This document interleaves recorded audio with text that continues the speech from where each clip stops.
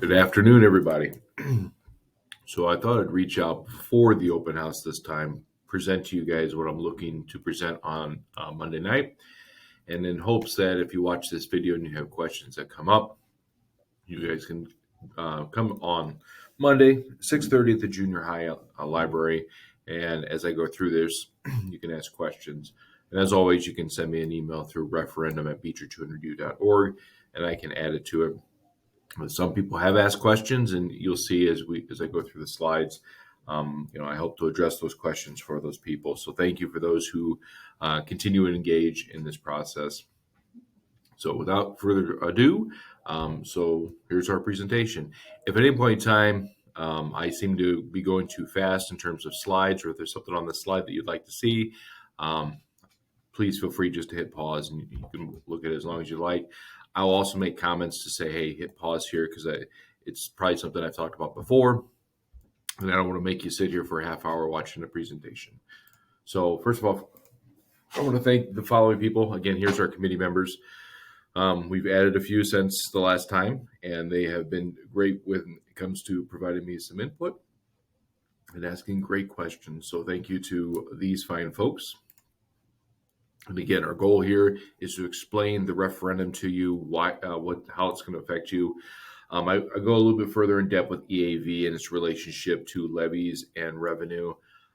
Once again, why it's important for not only our school but our tax base to make sure our schools are maintained at a high level. And this referendum is really kind of an important piece to that continuation of making sure that 200U is a great school and can provide great services.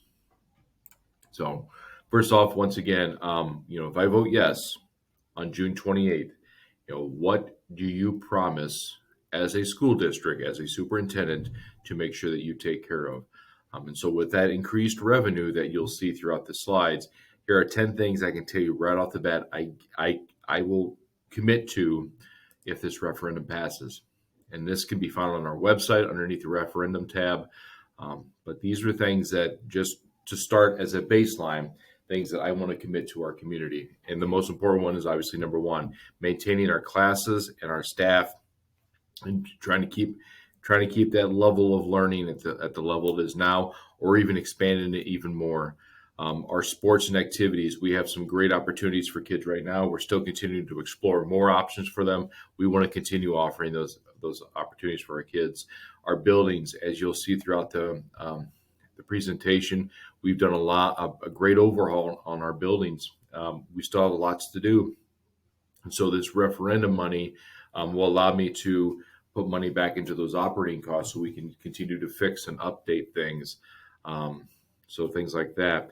So obviously you can read through a lot more of them, but those are the commitments that I'm ready to make to this community, because we have a special place here, and we're really continuing to build a special place for our kids. And there's nothing that I want to do more than to continue giving opportunities to our kids at this district.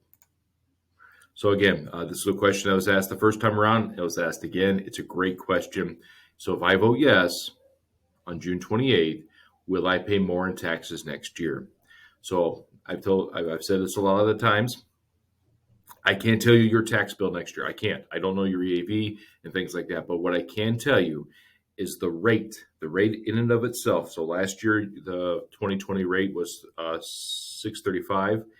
That rate of $575 will be lower than 2020, and it will be the lowest it's been in Beecher since 2011. And the primary reason of that is because of a bond payment. That bond payment is done. You no longer have a bond payment here in Beecher. So all of that money that we continue to pay off the junior high building with, that payment is now complete.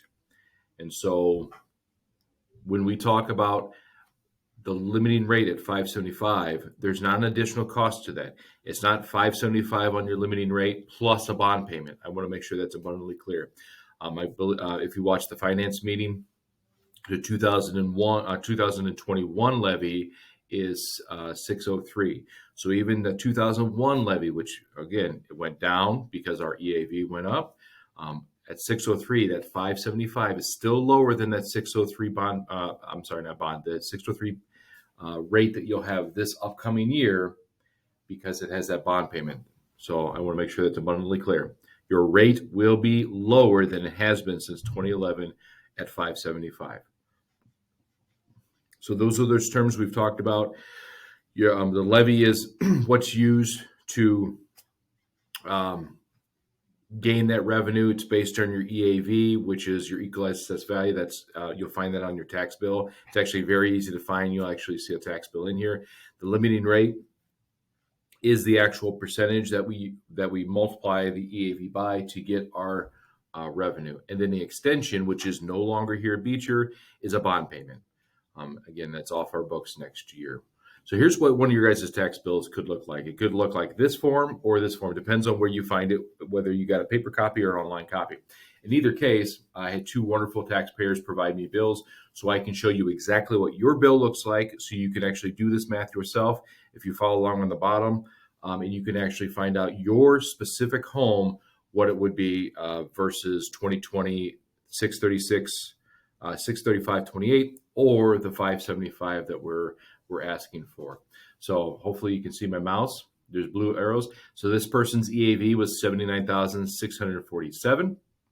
The school district tax was 635.28, and that this individual paid $5,059.81 of taxes to District 200U. Now that includes a bond payment. And so what I did is said, okay, instead, let's make our rate at 575. So our EAV times our rate divided by 100 because it's a percentage. And this person would have actually paid $4,578.70 in 2020 if the rate was 575. So the question is my tax bill lower? The answer to that in this case would be yes. This person would have paid $480.11 less in taxes in 2020 if the rate was 575.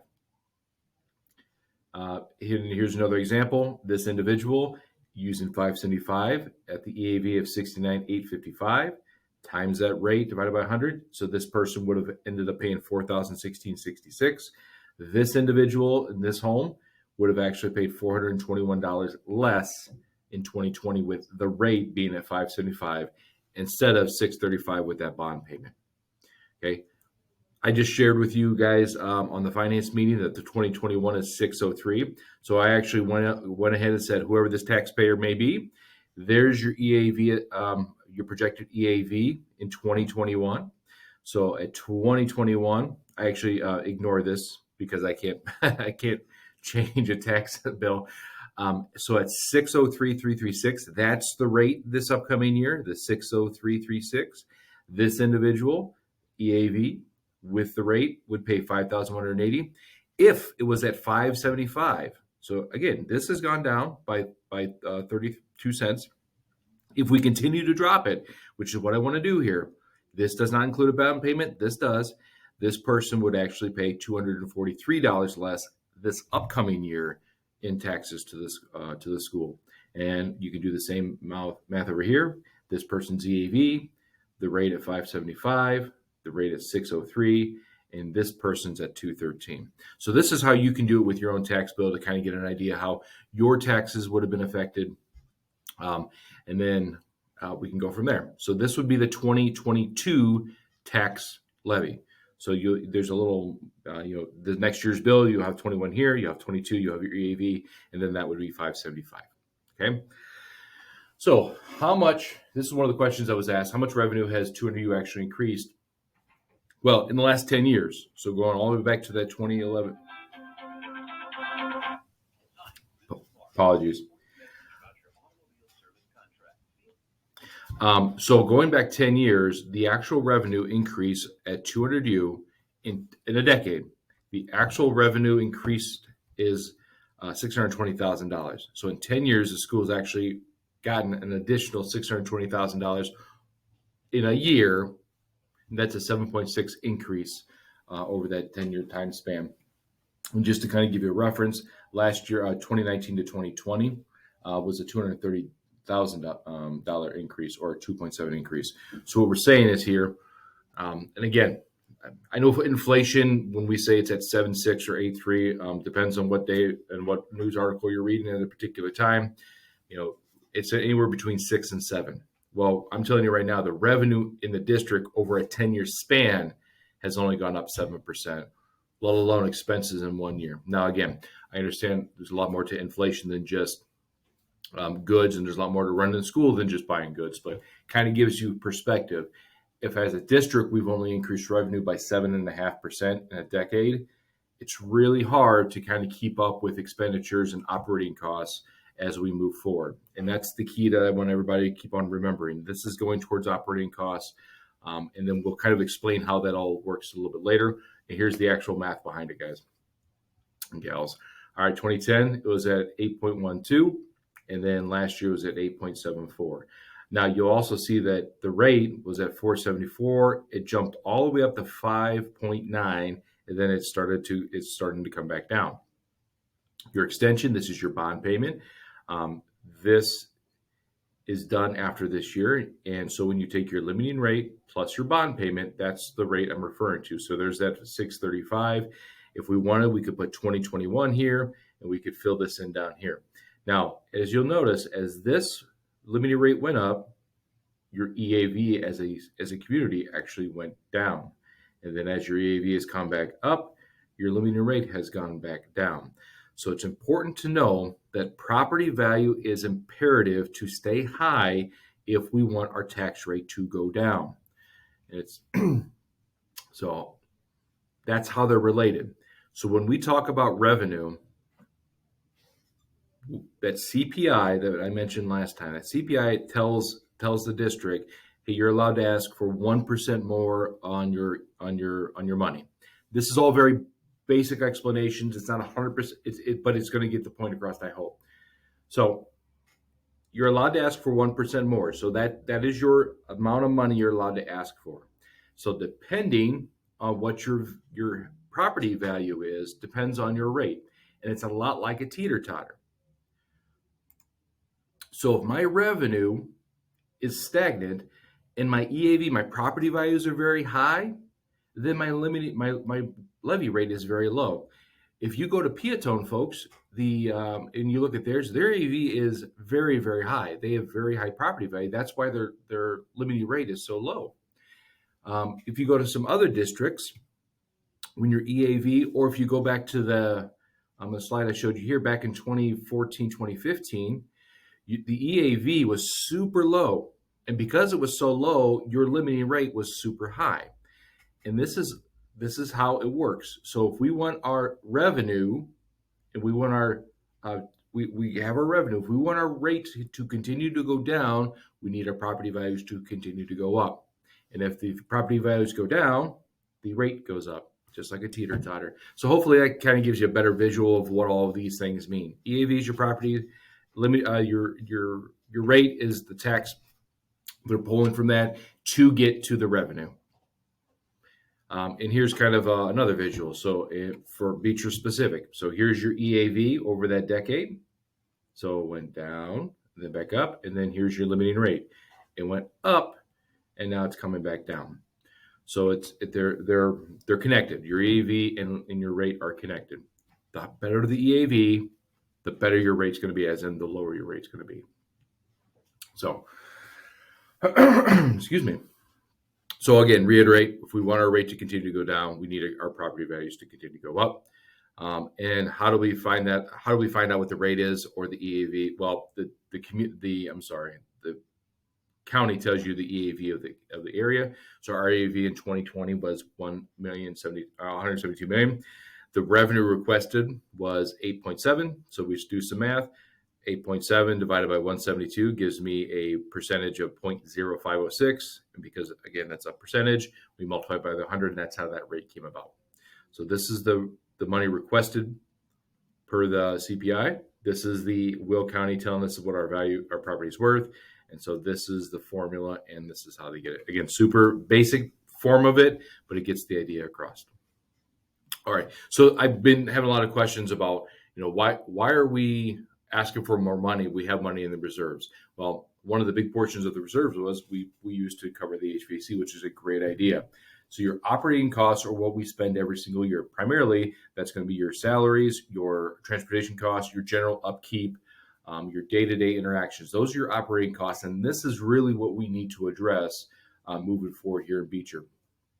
The reserves are, they're still healthy, even with taking that $6 million. They're still healthy, but the problem is when your operating costs, which is your day-to-day, continue to outpace your revenue, you start to have to dip into your reserves. And so that's kind of where we're at. So right now we're addressing those operating costs, your operating expenses, not your reserves. So how can I convey that to just a household? My operating costs are the monthly expenses that I have. Every single week I go to the grocery store. Every month I make a payment for my house or my car or my student loans, things like that. Those are my operating costs. So when I get paid, which is my revenue, I automatically have money that I have to delineate to operating costs. I have to pay my monthly bills. I have to buy groceries for my kids. I have to, and for me, I have to make car payments, things like that, or it's gone. Now, hypothetically, what happens if my furnace breaks? Well, if my furnace breaks, which actually mine did 7 years ago, I had to make a choice. I had two options. I can pay for a new furnace out of my savings account, which is the reserves. So if I want to do an HVAC on my home, I have two options. I can say, hey, I've saved up a lot of money. I'm just going to pay it and get it done.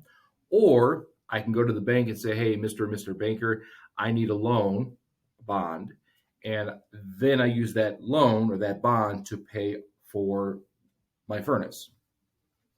But again, just like before, if I do bond that, if I go to the bank and say, hey, I need $6,000 to cover my furnace and air conditioning unit, the bank's going to say, sure, here's your money, plus 10%, plus 11%. I have to make a payment on top of what I borrowed. Everybody knows borrowing money isn't free. So the choice that was made by 200U with this project, when we looked at our reserves, was saying we had ample money in the reserves. We chose to take the money out of the furnace, the HVAC, out of our savings account, knowing it was still healthy, and not try to pull a working cash bond. At no point in time did we affect our operating costs with this. And so when people say you're raising our taxes because you bought the furnace, that is not a true statement. I'm sorry, the HVAC, that is not a true statement. I want to assure you that money came out of reserves or a savings account, and we did not bond for it, so we're not paying interest on it. What we're looking to do is address operating costs, which again, the most important piece of your operating costs are your teachers and your upkeep of your facilities and your transportation. Those are all yearly things that have to happen. So the only funds we're allowed to interchange for, and so somebody might look at the amended budget that we have on file and say, well, you have $700,000 in fire life safety. Why don't you just use that? By law, we can't. We're only allowed to interchange working cash, ed fund, O&M, and transportation. Those are the four. Working cash is kind of like a savings account. Your ed fund, O&M, and transportation are the ones, 1, 2, and 1, 3, and 4. Okay, so we can't take from IMRF, which is the retirement fund for our non-certified, to cover for something that's illegal. You're not allowed to do it. So you've seen this before. Want to reiterate, this is what you'll see on the ballot box. So that was your limiting rate back in 2020. So there's a long list that says 200U would like to increase the limiting rate from 575. It shows you this is the revenue we would get. It shows you the rate change is an increase of 0.6842 on the limiting rate. And it tells you that you would be paying an extra $228 per 100,000 on your home. This is what will actually say on the ballot. So when you go on June 28th to vote yes, this is what you'll see. But I want to remind you, that is not what you saw on your tax bill. I showed you a tax bill. This is what you saw on your tax bill. Your tax bill was $365. So if you use the tax bill and you compare it, same revenue. Now, again, this revenue is less because the rate's lower, obviously. But all of that money, instead of a bond payment, instead of paying off some interest, all that money comes to the school. And that's still so you're paying $200 less per 100,000 on your home, while giving $1.1 million extra to the school to use for operating costs. Okay, same thing I've said again. There's your levy history. You can pause if you'd like to see it. It was a little bit up earlier as well. So here's another great question I was asked: isn't the district just asking taxpayers to cover their overspending? You bought HVAC, you shouldn't have done it. No, again, operating costs is what we're focusing on. Okay, so your overspending was coming from your savings. So no matter what would have happened, if we would have set aside and not addressed HVAC and not addressed abatement of asbestos and not addressed the roofs and not done all these other things, the operating costs will still rise. That's not going to change. And the primary reason to think about that is, and I kind of alluded to the first time around, the CPI is what I'm allowed to increase revenue by. It's a tax cap district. So that's why we've only risen in revenue $600,000 in 10 years, because we're tax capped. We're only allowed to ask for an extra $100,000 or $200,000 total. That's not a lot of money. So if my CPI is 1% or 1.05% was actually what it was last year, and our staff in general, just because they need to make a living wage, gets a 2% increase on their salaries, which happened last year, that still outpaced CPI. So without anything else, just paying for people to work for us and doing the right thing by giving them raises so they can have a family and take care of their own people, they're already outpacing our revenue. Now, if you do that and you continue to do that year after year after year, yes, 7, 8 years ago, we were in a great position because the salaries and the volume of people we had working for us wasn't as great as our revenue at that time. It was different. Well, over the years, if you continue to add 1%, but the staff grows or the raises continue to happen more than 1%, obviously at some point in time, that number is going to catch up with your revenue. And it just so happens that it's caught up with us. I actually caught up with us last year, and now it is continuing to outpace us. So that's what we're looking to address here with the referendum. That's why when I say if this doesn't get passed, what are we going to do? And I can't tell you, well, we're just not going to do roofs. That's not affecting the operating costs. We can not maintain our roofs, but then we're going to be in an even worse position 5 years down the road without staff and with deteriorating roofs. That's why also it's sad to say if it doesn't pass, what do I have to address? Well, if there's $1 million shortage, where do I get that money from? It comes from operating costs. And there are things I have to do to make sure that we stay safe. And so when people say, well, why are you talking about cutting teachers? This is why. I don't want to cut teachers. I love the staff here, and I love the opportunities they provide kids. But I also am responsible to the taxpayers to have a working budget that's balanced. So that's the crux of this all. We're not asking people to cover for over expenditures on behalf of the district and the Board of Education and in high school and elementary. That's not what we're asking here. We're asking the community to realize that the time has come where the revenue we used to have just isn't as much as the expenditures we have right now, primarily because of the increase of living, the increase of holding the staff. And that's the truth behind it all. So that's what I want you guys to realize. This is not, well, they want to build a track, they need this. No, if I wanted to build a track and I wanted to bond for a track, I'd be asking for a track referendum. That's not what this is. This is, we need to make sure our opportunities for our kids stay where they are.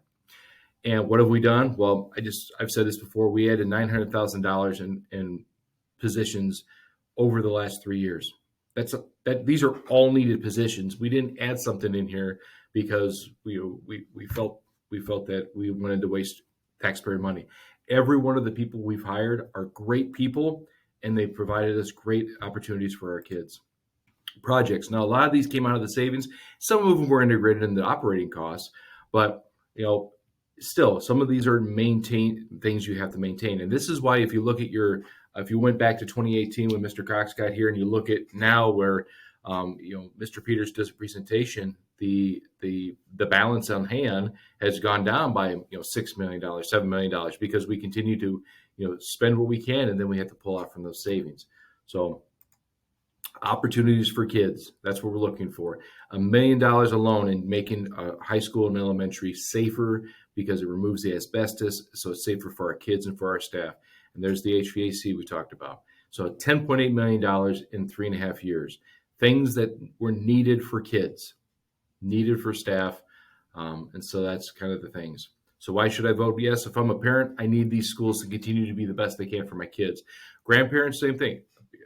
You want the best for your grandkids. I mean, I'm not a grandparent, but I got parents who, and I have kids, and my parents have always said whatever they need to do to make my kids' lives better, they would do it.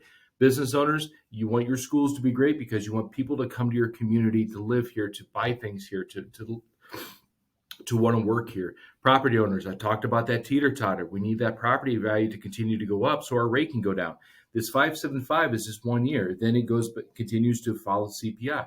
So if our property values go up and it's at 575 1 year, next year it's probably going to drop to 5. I don't want to. I shouldn't say a number, but it's going to drop just like it has in the past.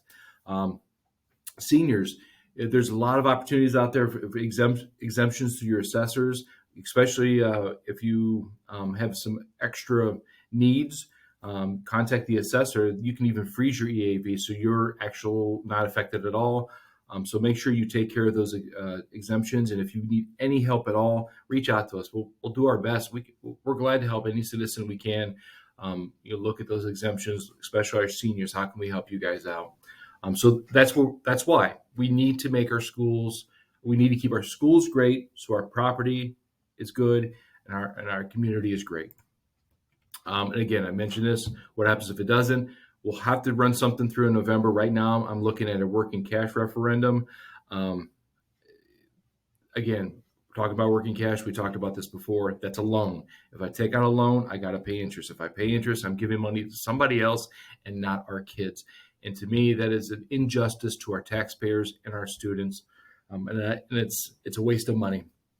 But if that's what we have to do, I need to make sure that our kids here are taken care of. And so, if I have to go for working cash, I'll do a working cash referendum if that's what the taxpayers want to see in November. And again, just a reminder, here's your 2011. There's your rate. It was at 561 at 2012. The rate went up to 610. In 2022, the overall rate, and again, I keep on talking about the overall rate because you don't have an extension, is 575. There's no more bond payment. I don't want a bond payment anymore. Once again, here's the, sorry, get that off there. There's the email. Send me an email. Send me questions. I'll gladly hope to address as much as I can. I left this line in here because obviously I was planning on doing this after the 25th. I apologize. So the date is determined. It's Monday, but we're going to have one more before we have that big push to get people to start voting yes on June 28th. So hopefully I see some people Monday night. It's at the junior high at 6:30. To immediately follow a personnel committee meeting. So if you're free at 6:30, talk to your folks, talk to your grandparents, talk to whoever lives in Beecher. Tell them to come on out, and I'll gladly share any of this information with you. Okay? Thank you for your time. Sorry, again, it's 28 minutes. I didn't mean for it to be this long, but I'm very passionate about trying to do what's right for our kids, and I want the taxpayers to know we're not asking for money so we can spend money frivolously. I'm asking for us to address the operating cost revenue through a referendum, and by realizing your bond payment is gone, so that extra $1.20 that you had been putting off to a bond payment is no longer.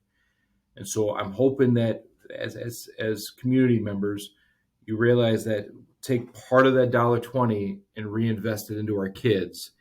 Your overall rate will continue to go down that you're paying on your taxes. That's where I'm hoping for. Okay. It's been a pleasure. Sorry again for the 30 minutes. I hope you took a lot out of this, and see you around.